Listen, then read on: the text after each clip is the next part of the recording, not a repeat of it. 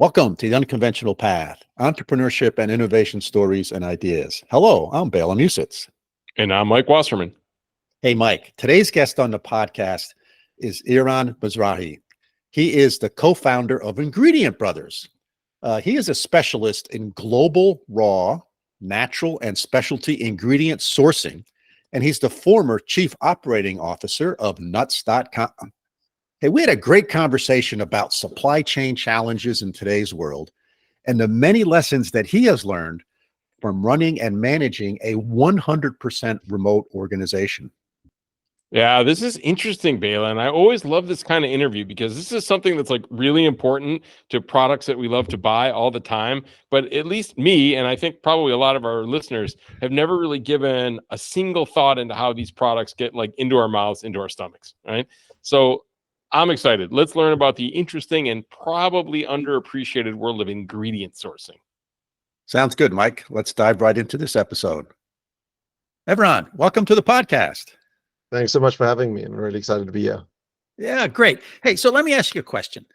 If you're at a non-work related social event and you get introduced to someone, and after that introduction, they say to you, "Very nice to meet you.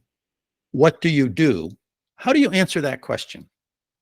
So the first thing that comes to mind is my wife's family is full of scientists, and extended family also full of scientists. And so I'm one of the non-scientists in the family. And so usually they ask me, what is my specialty?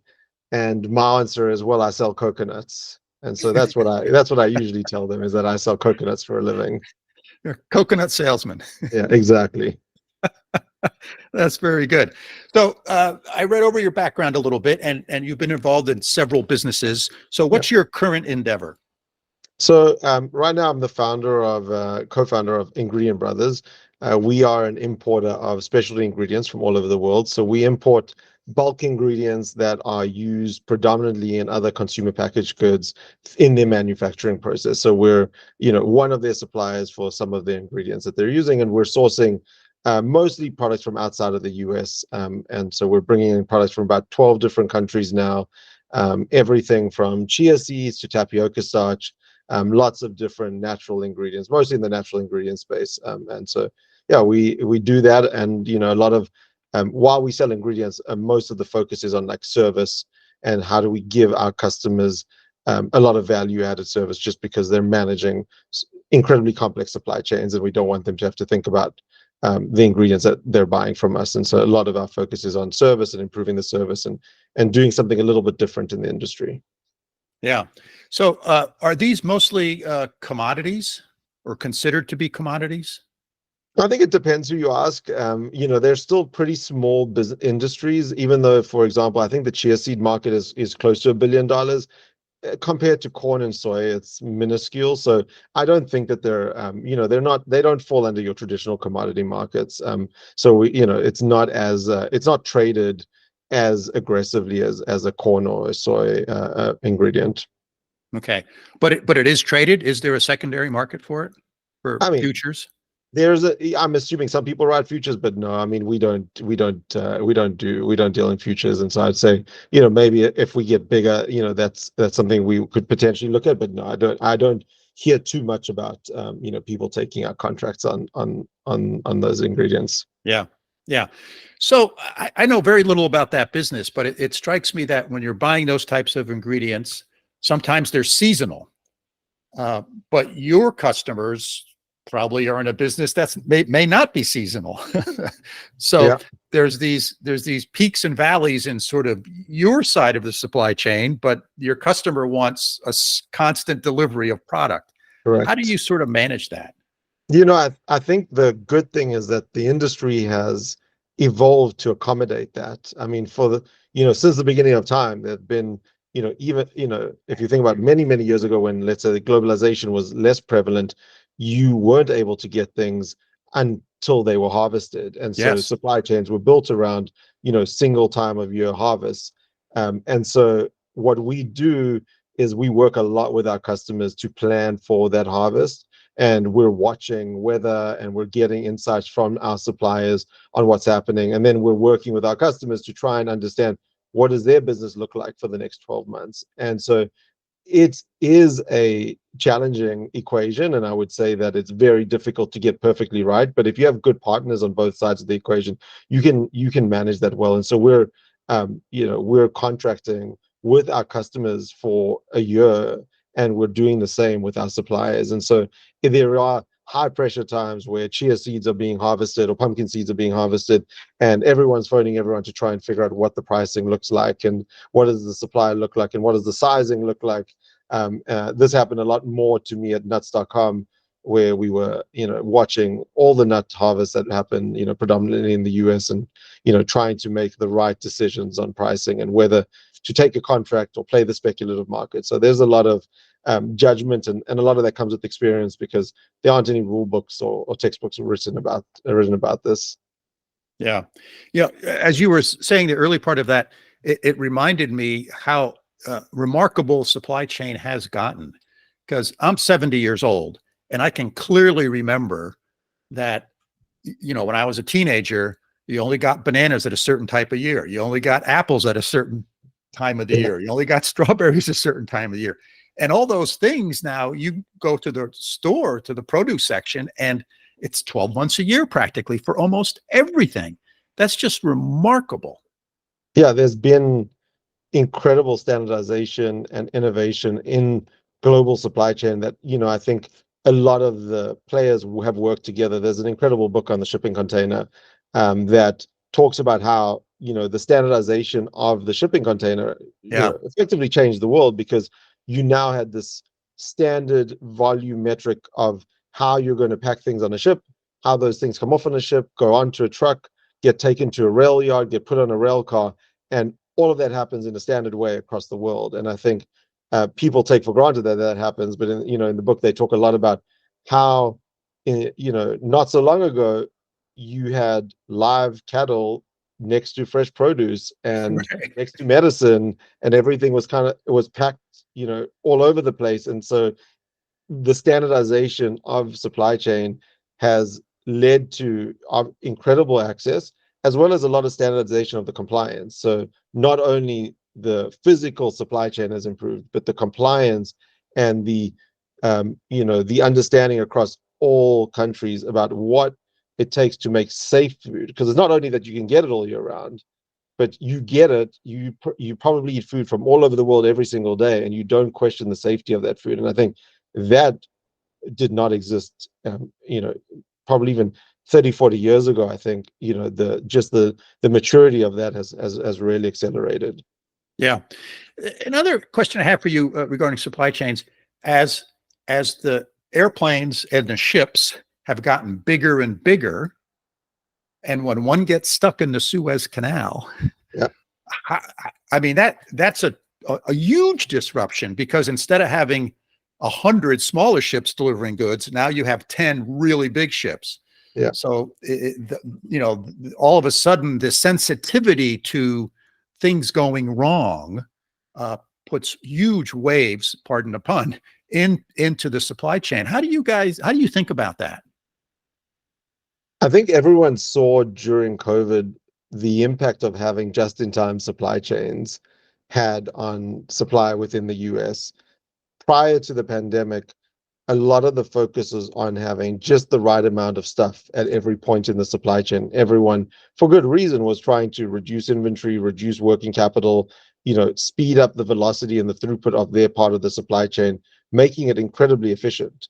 And to your point, any disruption, small, even if it's really small, the amount of time it now takes to recover is significant, because there's no slack in the system. You can't just suddenly invent slack in the system. And so I think a lot of companies after the pandemic have been asking serious questions of their suppliers, of their processes, and trying to establish secondary suppliers in different geographies, so that they have access to different supply from different places of the world.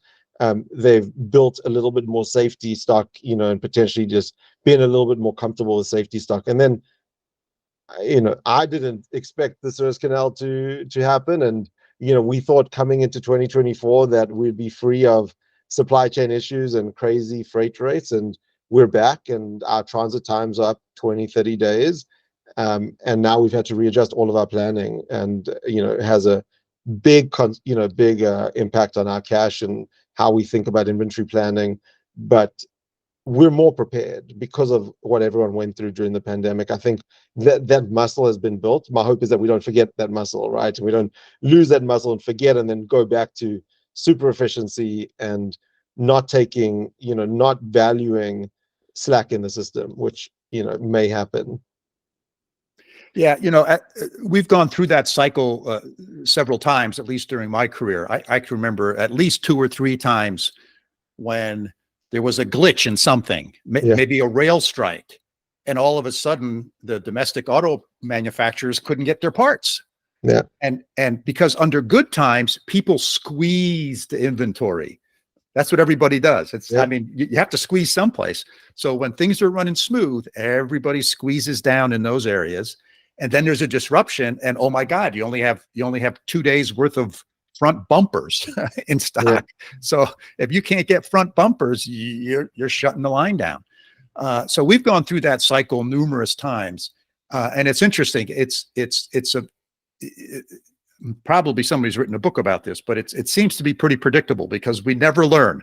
We always, when things are smooth, we always squeeze. We can get another day out of this. We can cut another day out of the cycle. We can reduce our safety stock a little bit, right? Because safety stock ties up cash.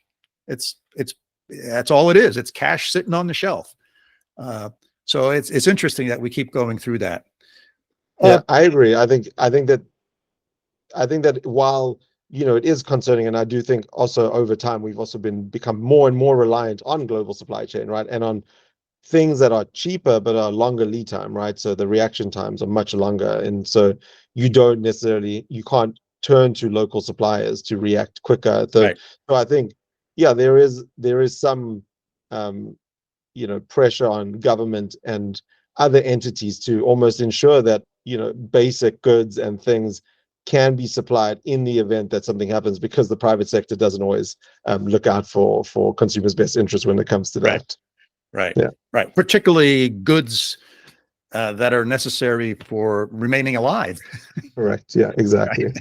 Yeah, exactly. Now, prior to this endeavor, you worked at nuts.com. So talk about that experience a little bit. How was that different than what you're doing today? So prior to starting Ingredient Brothers, I was the COO of nuts.com, which is a family business out in New Jersey that really started at the beginning of the e-commerce boom in like 99. I think it was taken online, and the founder had built a lot of these incredible systems when systems didn't exist in e-commerce. And so coming in, it was a great way for me to get a lot of experience in the 3,000 ingredients that the company sourced and procured from all over the world, and then a fairly mature e-commerce supply chain that was built out and had to be built when technology didn't exist for that industry. So that experience was very different because that was a very consumer-driven business, and so a lot of what we were doing was selling to end consumers like you who would be buying 1-pound bags of almonds, whereas for me, we're servicing much bigger, larger customers with bulk ingredients. But I think what I think that taught me was the underlying thing is still the same. And my old boss, the CEO of Nuts, really valued service, and it was really put the customer first. And I think that having that drummed into me has been instrumental in how we build Ingredient Brothers, because I just think that if you take that for granted, you'll lose in the end, especially with the speed at which technology is changing. The service that people are able to get is just, becoming better and better, especially as a consumer. And so you'd expect that to still be the same when you're buying full truckloads of products and not just 1-pound bags of almonds. Right. Now, in your current business, or even in nuts.com, you're sourcing these items from all over the world. Do you have agents or employees in various different parts of the world as well? Yeah, so I'll speak more to Ingredient Brothers. At Ingredient Brothers, we have a fully remote team, and we're based all over the world. And so we have people in South America, Southeast Asia, and Africa that are sourcing a lot of our ingredients for us. And I think that gives us one, the ability to operate 24/5, right? And so one of the big struggles we've had in my prior roles is that you email someone in Southeast Asia, now you got to wait a whole night to get the answer, and then you send an email, and it can really delay the process. Whereas I think with us, we're able to react a lot faster and develop real relationships with our suppliers. So we have people on the ground in different places. They're not necessarily always at the manufacturer, but I think having people located in different parts of the world just brings different perspective. It allows our sourcing team to really develop great relationships with our suppliers, and helps us secure like a more robust supply chain. I think it just gives us more flexibility. But yeah, so to your point, to your question, yeah, we do have people all over the world, and I think that gives us a real advantage. Yeah. So I'd really like to explore that a little bit. I mean, COVID taught us that, remote work is possible. But in a business like yours, that's the only way you can do it. Yeah. I can remember when I worked at IBM Research, I used to interact with people in Japan, people in Switzerland, people even on the West Coast of the United States, Yeah. and, time challenges and all those things. So share some of your insights in working with a remote team. I'd like to kind of section this into pieces. One is sort of talking about culture and how you have to be cognizant of various different cultures. And then this other notion of communication, that Yeah. words don't translate effectively all of the time. And sort of, how do you keep remote employees engaged? I mean, those are kind of three chunks that I thought about, but just talk to us about that a little bit.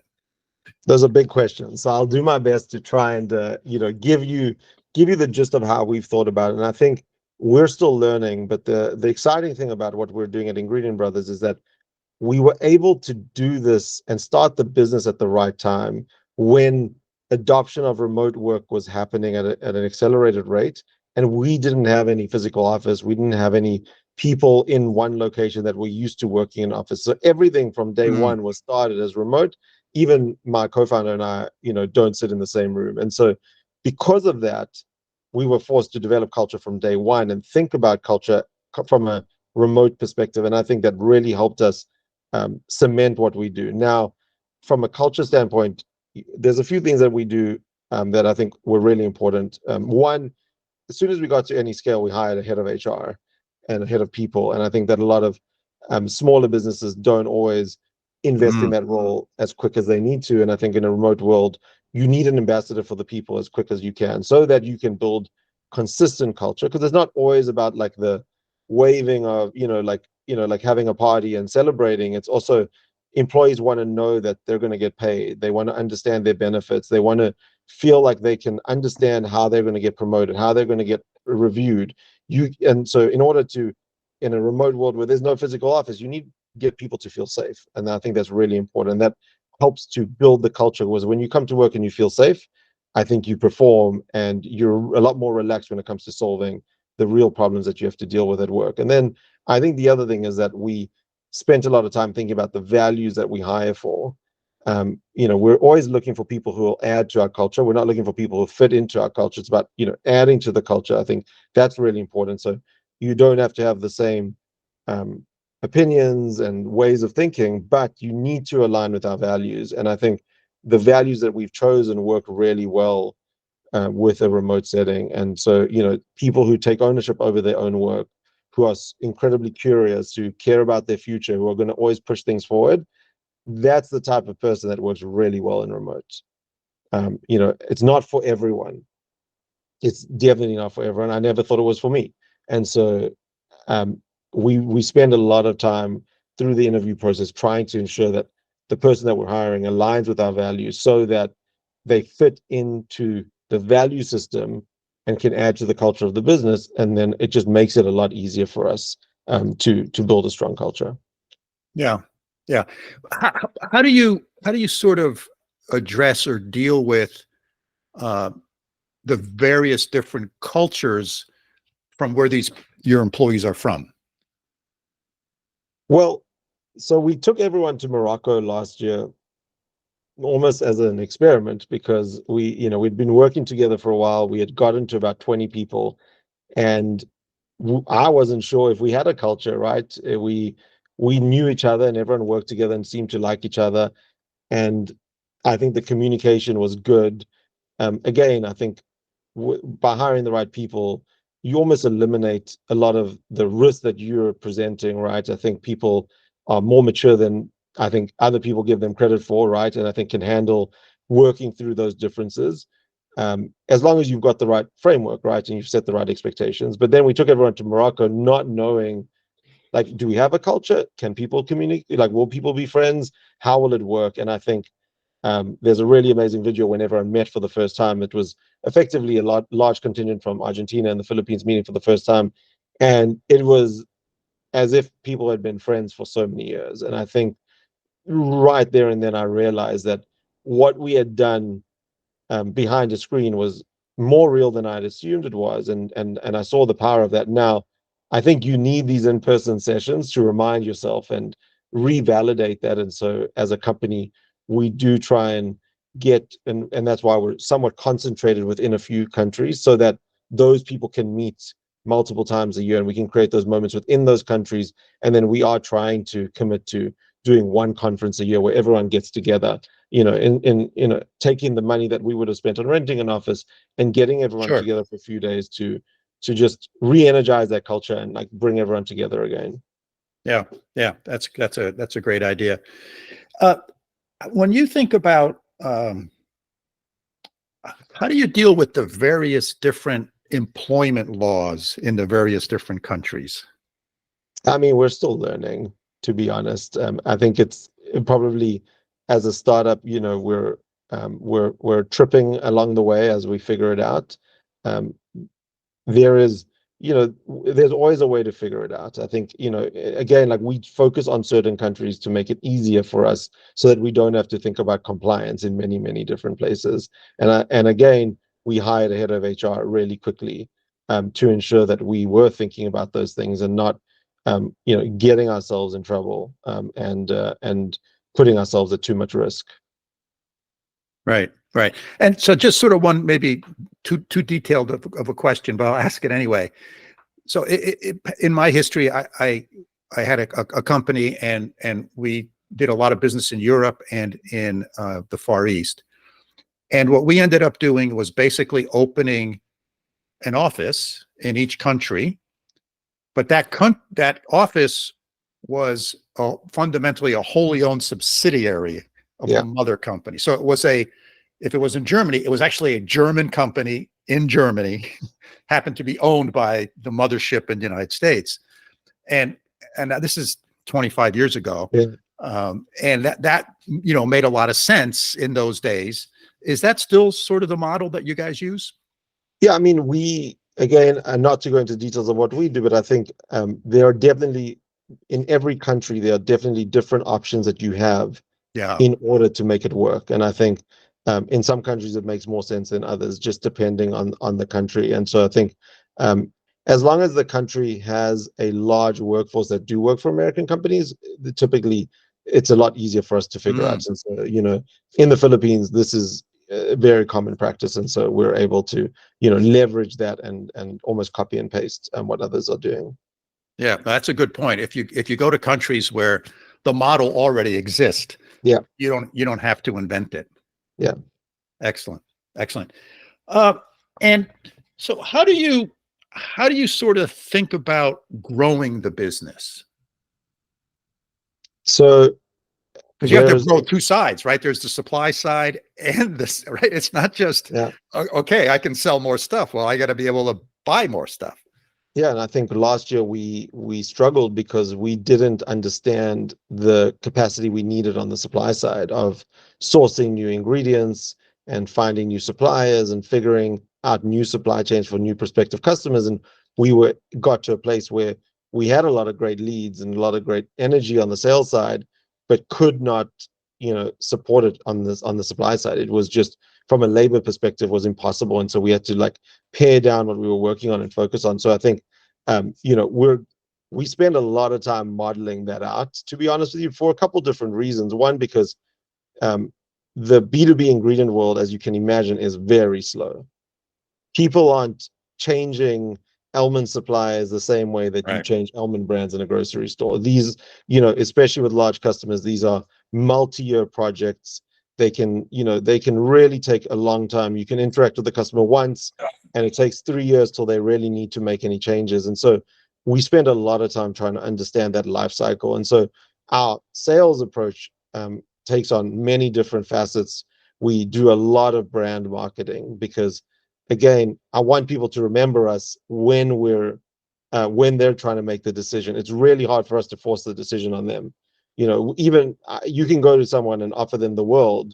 If they're not looking to change, they're not changing. And so I think for us, it's about making sure that we're a presence, we're a voice in the industry, that they understand what we're offering at any point in time, and be that, seeing us on LinkedIn, visiting a trade show, finding us over Google, so that when they're ready to make the change, that we're top of mind for them. And then I think on the supply side, we spend a lot of time mapping that out and modeling, like, what does that look like once we do get that inbound, so that we have enough capacity. And so a lot of what I've spent this year doing is building slack in the system so that we can scale. And so we've gone from 20 to 40 people effectively to ensure that we have the right team size to scale and continue to grow the business. Yeah. But it's and then you have cash constraints, right? Because we're bootstrapped, so we don't have VC money to go and hire 1 million people. And so it's balancing that with making sure that when we do get a deal, we have enough working capital to actually fund the containers and bring in the product. Yeah. Yeah. Excellent. So I'm going to start wrapping up. We've been talking for almost a half hour. Oh, wow. So if someone was listening to this podcast and they're thinking to themselves, okay, I want to start like a business and I want to hire people from all over the world. So they're thinking globally, almost independent of what the business is, but they're just thinking of, okay, I'm going to hire employees from all over the world. What sort of 2 or 3 words of advice or lessons learned would you like to share with them? I think the first thing is that if you want to do it, you really have to commit. It's not enough to just make the decision and then try it once and, maybe it doesn't work. This is a ongoing process. I'd say that at the beginning, it took a lot of convincing because we had no people, let's say in the Philippines. Well, if you reach out to someone, they're going to look at you and say, who is this person? And is this real company? And can I trust them? We've now gotten to a place where we've earned a right and we have many people. And so we're able to hire a lot easier than we were 2 years ago. And I think that's the success, right? That's what's waiting for you at the end of the tunnel, which is really exciting. But that comes with a lot of work to build a culture, build a team that, one, you want to make sure that you treat everyone the same. You don't want to have someone sitting overseas that becomes like a forgotten resource, right? And I think that that's really important. It's really easy if you have 10 people sitting in a physical office and 1 person remote to almost like not include them in decisions. And so you have to be very conscious about how you build this and how you think about building this. And then don't, the recruiting at the beginning is a lot of work. It is, you have to be very active in recruiting and finding really good talent on LinkedIn and allowing those people to be your ambassadors for the next person, and then eventually it gets a lot easier. And the jobs sell themselves. Yeah. Yeah. That's good advice. That's good advice. Is there anything else that I haven't asked you that I should have asked you or you'd like to share with our listeners? No, I think, I think there's many paths to entrepreneurship and there's many ways to solve business problems. I think the biggest thing that I can say is that until we started, we had no idea, and we had an idea in our head and a plan. And while some things have worked out, without trying and pushing and doing 1 million small things every day, you're not going to uncover the nuggets. And I think it's not necessarily, you need to have some conviction around what you're doing. But once you get started and you actually you go in there, the opportunities will present itself. And that's been, really eye-opening and an incredible part of this journey. Yeah. Yeah. As I like to think about it, opportunities present themselves every day. And the hard decision is figuring out which doors to open and which doors not to open. Yeah. Saying no is much harder than saying yes. Absolutely. But sometimes it's very important to say no. Yeah. Oh yeah. All the time. All the time. Yeah. Focus is super important. Especially in the US when the market is huge. There are so many different people to sell to, opportunities, ideas, and that is the most incredible part of this country, but also causes people to lose focus and pivot too many times. And so, really staying true to like where you're focused on, who your customer is, and like selling into them, because usually that market is big enough that even if you have small penetration, you can retire. And Right. so, don't go after, don't change every time you see a shiny object. I think that's easier said than done, but definitely something that has been true for us. Yeah. Yeah. Hey, Evan, you've been a great guest. I've really enjoyed our conversation. Thank you so much for being on the podcast. Thank you so much for having me. It's been great. Bela, yeah, that was fascinating, right? Lots of interesting facts about ingredient sourcing that I had no idea about. What were your main takeaways? Mike, after I talked with Eran, I watched this YouTube video. It's a sailing channel that I watch called The Winds. And they're traveling around the world, and they make these great videos, not much about sailing, but much more about the places they visit. And they were in the Philippines, and they stopped into a cashew farming and producing operation. And they sort of went through what it takes to get a cashew from the tree into a bag that is then destined, into a big, I should say bag, but not a bag that you and I would buy, but a 100-pound bag that a distributor would buy. And then they would, salt them and put them into cans and stuff that I would buy. And it was just sort of mind-boggling to me, all the pieces that are necessary and the steps that are necessary from getting that cashew off the tree and onto the store shelf. And I'm thinking, holy crow. And I always complain how expensive cashews are. But when I see everything that's involved, whatever it is, $12, $13 a pound, I go, that's amazing. It's just remarkable that can happen. And I can get a cashew from the Philippines, to my desk. And so that was the same thing here in this conversation I had.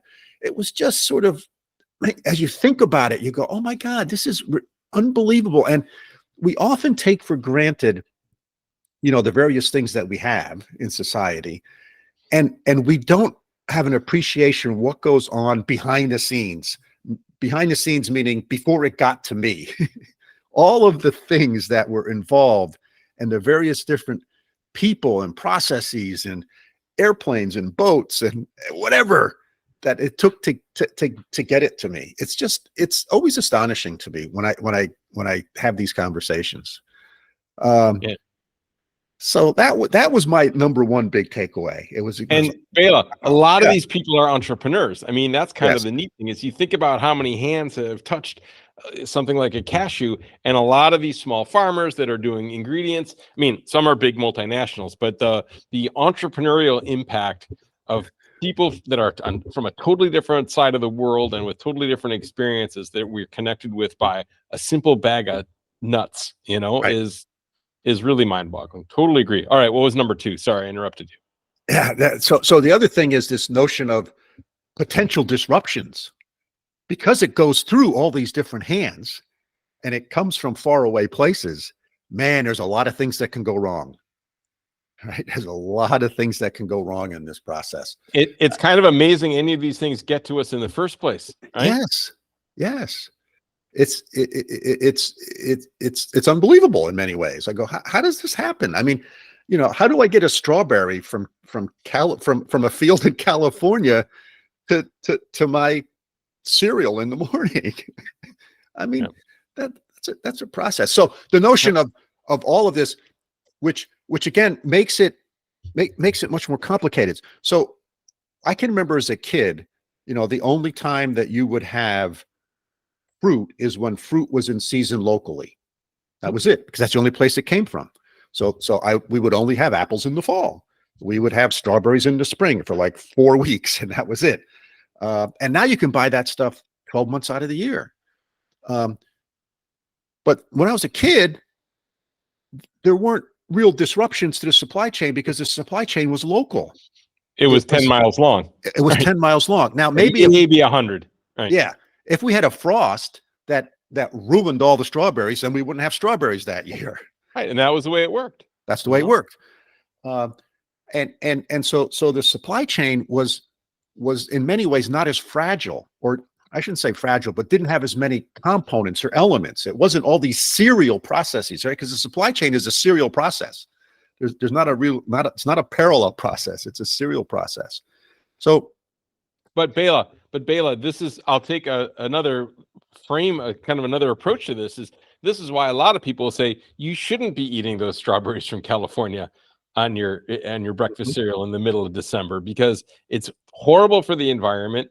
The workers are treated poorly in a lot of these cases who are picking these fruits. The same thing over here in Europe. We have a big thing with strawberries from Spain in the spring, right? And it's the same kind of arguments. It burns a lot of carbon. The varieties aren't, they're genetically manipulated to ripen early, or they use gas or chemicals to ripen early, whatever. And so that's kind of another way to think about this, is like, which ingredients does it make sense to source over these long distances? And maybe we shouldn't be, given climate change and given the current,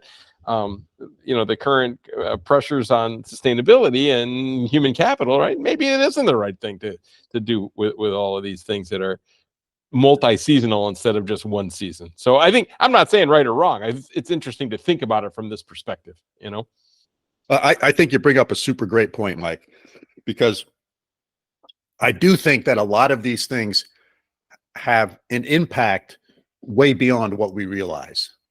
And I always find it interesting. What are the various things that we get concerned about when it comes to saving energy, and how we pick, okay, here's the thing we're going to stop doing, but we're going to still do these things. How do we make that? What's the sort of the rationale and thinking process that goes into that? Because you bring up a great point, right? Getting strawberries from California, from the West Coast of the United States to the East Coast of the United States, that's got to take some effort. So you got to think through those things. And I think it's a great question you bring up. So anyway, I think back to sort of my conversation with Eran is this notion that, supply chain is so critical in everything. So few things are locally sourced these days. There's hardly anything that is locally sourced. Everything comes from some faraway land. And so this whole notion of supply chain, and it reminds me of a story back in my very first job when I worked at General Electric. I worked at GE R&D, and I got assigned to this task force because GE at that time still made televisions, and they made the picture tube in the United States. This is in the 70s, so this is when a lot of stuff was going to Japan, was being offshored to Japan. And Japan was sort of the manufacturing powerhouse globally at that time. And GE's picture tubes were made in the United States. All of the components, like the resistors and the various different circuit boards, were made in the United States. Then everything was shipped to Japan. It was assembled in Japan and then shipped back to the United States. And that was an economic decision, right? That was an Excel spreadsheet economic decision to say we're going to do that. And I remember they discovered that they had a problem with the power supply for the TV. And it turns out they had 6 months of components en route to Japan that had bad power supplies in it. And they had 6 months of finished TVs on the way back to the United States that had bad power supply. They had a year's worth of inventory of bad power supplies. And that's when all of a sudden people start focusing on just-in-time inventory and all that kind of stuff, right? But I still remember that to this day. I mean, that was, over 40 years ago. And that was a great sort of my initial sort of exposure to supply chain. It was a year from the time they shipped a power supply from the United States over to Japan, and it came back here, because they didn't ship stuff by ship, right? Not by airplane. And it took a year for that power supply to get back here before it got on the shelf and was able to be sold. So that's another piece you got to sort of think about when it comes to these things. And then, of course, when you start shrinking we all know this, right, from our management courses, when you start shrinking inventory levels, then you're more susceptible to disruptions.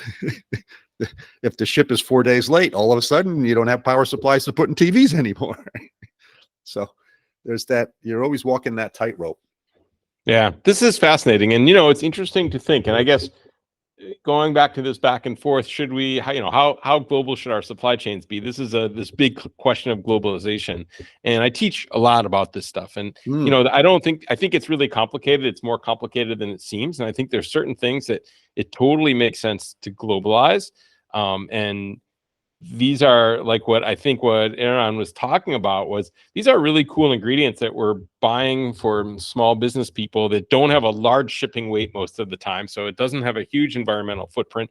And if we can help support these local farmers in areas of the world where maybe incomes aren't so high, maybe you weigh the pros and cons of each of these situations kind of individually and look and see, what's the overall benefit to society versus the cost to society. So I think kind of the work that he's doing is really cool. And then you can kind of see that if you layer on this idea of the networks, the personal networks that he builds to make this, the relationships with the customers and the relationships with the suppliers, that, this is kind of the way business works. And this is kind of old school in a sense too. I know somebody who knows somebody, they can get me this special ingredient. It's a very high quality, right? They're a reputable and ethical business person, and we make it work. And that to me was a really cool kind of component of this story, was that, this far-flung international network of trains, planes, automobiles, small farmers, big farmers, distributors, warehousers, packagers, blah, blah, blah. It's all relationships. It's all people getting to know each other, right? So I thought that was really cool. And then the other part of this is that they modeled and scaled the business. So on one hand, you had this kind of interpersonal rapport with these stakeholders and the customers and the suppliers. And then they had this, he said, we scaled the business to see, okay, how can we grow, right, in each of these product lines? Do we have the supply chain and the network to support it? And I think this is something that's really hard for businesses that are kind of moving beyond the startup stage like he has, is how do you scale? How do you grow in a way that you can maintain the needs of your customers, maintain the integrity of your supply chain, maintain everybody's profit margins, right? So that the people I'm buying from, my suppliers, they're still able to make a profit. I'm still able to make a profit. When my customers are able to buy the product at a price that they're willing to pay, right? And so I thought this idea of kind of modeling for scaling was a really cool example of one of the barriers that startups face to get from that startup phase into kind of the growth phase. Yeah. I think that's a great point, Mike, because as you think about scaling your organization, the supply chain that's feeding you also has to scale. Mm-hmm. And the people that feed that supply chain need to scale. Mm-hmm. So if you're getting ingredients from a small farmer, as he does in his organization, these are sort of not easy to find ingredients. You're getting from a small farmer. If you want to double your business, well, you either need to find another farmer or you need to help that farmer scale his business. So I think that's an interesting challenge for sure. So, hey, Mike, I have another question for you. You're an organizational guy. What did you think about this whole notion of 100% remote organization, right? Since COVID, we've made great strides in our acceptance of working remotely and people working remotely, and the tools have really improved. The technology has improved. What are your thoughts on that? I think a lot about this, and I talk with a lot of people about this, and I find this a fascinating question, Bela. I agree. And during COVID and post-COVID, we made this huge pivot as a society to remote work. And I think a lot of people missed the workplace and missed the social interactions and missed that kind of face-to-face. And a lot of people thrived in this environment. And the pendulum swings the other way now, right? Now, if you read the headlines, we're much more in this report to the office kind of 5 days a week thing. And even like IBM, big companies that used to allow a lot of their consultants to work remotely now are requiring them to be within, I think, 100 miles or something, so they can report 1 day a week to one of their offices. So, we're seeing the pendulum swing. And I think some of this, and at least some of the managers that I've talked with, is A lot of people aren't good at managing. Well, they're not good at managing face to face. We know this, and they're even worse at managing remotely. It's kind of this out of sight, out of mind, and this lack of trust and miscommunication. And, this idea that if I can't be in the same room and see if you're working, right, or if I can't see your face, I don't know if you're doing a good job. I can't evaluate your performance. And some of this just isn't, I think, valid. Right? I've seen lots of great examples of managers who do a really amazing job managing remote teams. They check in regularly, they offer support, they've got metrics and KPIs that they use to make sure the person's doing their job. They find ways to get together if it's important in real life, right? So they find ways to pull things together in the budget to do this. And as a result, some of the people I know are using this as a competitive advantage. They're getting talent that wants to work remotely, that can thrive under it if they're managed properly. So really, I think it takes the right jobs, right? Because not every job can be done remotely, but the kind of jobs that Eran was talking about absolutely can be done remotely. And it sounds to me like he's got really good management skills to make it work. So I think it's just the right managerial skills, right job, right employees, like anything, right? My friend Farsad Mahmoudi always likes to say, one size doesn't fit all. And this is a great example of that remote work isn't for every manager, every type of job, every type of employee. But for some, it's an amazing tool, I think, to even get more out of your organization and to outperform your rivals by being able to attract talent worldwide and retain that talent and to be flexible and grow with the employees that you have. So I don't know. I mean, everybody should consider the decision to go remote based on, I think, some of these basic criteria. But I think it's a really cool development. And I hope that we can find more ways to train managers. This is a lot of the students that I'm teaching are in these digital business and innovation programs, and we're trying to get them to be better digital managers, to manage people better remotely. Because we think it's going to be a really critical skill. I mean, it is a critical skill now, and it's going to continue to be important into the future. And we haven't taught this, in business schools to a great extent pre-pandemic. I mean, a little bit, but so yeah, I don't know. That's what I think. What do you think? Well, I agree with you 100%, Mike.